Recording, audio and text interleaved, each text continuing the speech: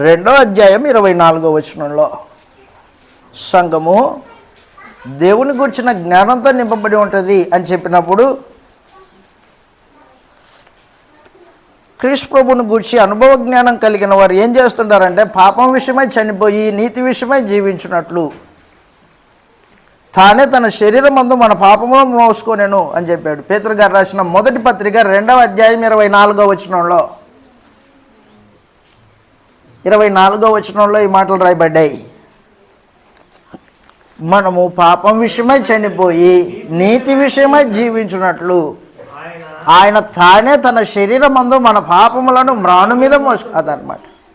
యేసుప్రభుని గురించిన జ్ఞానం నీకుంటే, అరే నా కొరకు యేసుప్రభు కల్వరి శిలువలో ప్రాణం పెట్టాడు, నా పాపాల కోసం ఆయన శిలువేయబడ్డాడు, కాబట్టి నేను ఇక మీదట పాపం చేయను, నీతిగా బతుకుతాననే జ్ఞానం ఉంటుంది మనుషుడికి. పాపం విషయమై చనిపోయి నీతి విషయమై జీవించున్నట్లు క్రీస్తు మన కొరకు చనిపోయాడు. ఆయన కింద వచ్చిన వాళ్ళు అంటున్నాడు, ఆయన పొందిన గాయముల చేత మనము స్వస్థత నొందితిమి అన్నాడు. ఆయన పొందిన గాయముల చేత స్వస్థ, ఆయన పొందిన గాయాలు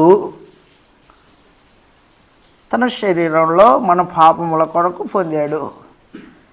స్వస్థత వచ్చింది. ఎక్కడ స్వస్థత వచ్చింది? నీ బుద్ధికి స్వస్థత రావాలా. వాస్తవానికి పాపం జరిగే, పాపపు దురాశ పుట్టే స్థలము మనస్సు, బుద్ధిలో స్వస్థత రావాలా, అంతేగాని శరీర రోగాలకి స్వస్థత కాదు. క్రీస్తు ప్రభు మనం రోగంతో ఉన్నామని భౌతికమైన రోగాలు తీసేయడానికి రక్తం కార్చలేదు ఆయన. మనం పాపమనే రోగం కింద ఉన్నామని, పాపం చేసి దేవునికి విరోధులమై ఉన్నామని దాని కొరకు యేసు ప్రభు రక్తం కార్చాడు. మన మనసులో పాపం ఇక మీదట మెదలుకోకుండా ఉండడానికి ఆయన శిలువ మీద రక్తం కార్చాడు.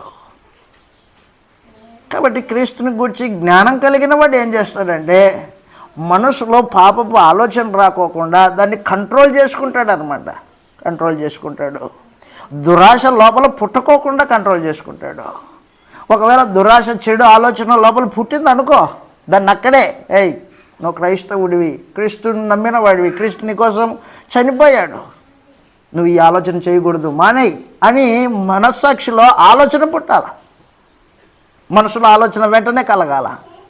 అది క్రీస్తుని గురించిన జ్ఞానం కలిగిన వాడు చేసేది. అది మోహపు చూపు చూసే కన్నుని అదుపులో పెట్టుకోవాలా, అణుచుకోవాలా. అది క్రీస్తుని గురించిన జ్ఞానం కలిగిన వాడు చేసేవాడు. కన్నుని అదుపులో పెట్టుకుంటాడు.